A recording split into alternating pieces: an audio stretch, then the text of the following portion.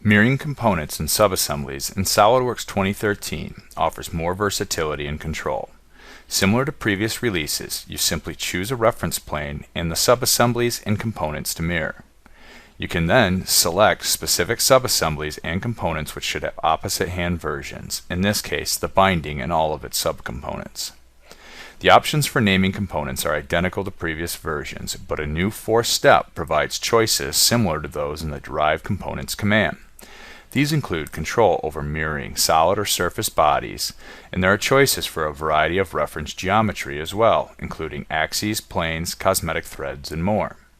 Once we hit OK, SolidWorks takes care of everything for us, from creating the opposite hand components as well as the opposite hand subassemblies. Once these have been created and placed appropriately, we can see where SolidWorks 2013 really shines. Looking at the newly created subassembly, we can see that SolidWorks has not only placed all of the components correctly, but recreated all the mates from the initial assembly. Notice that none of the components in the assembly are underdefined. SolidWorks captured all the mates. Furthermore, if we look at an opposite hand component generated by SolidWorks, we can see that the chosen reference geometry is present, including the axes, planes, and sketches. SolidWorks 2013 continues to speed up design processes by expanding on already fast and powerful tools.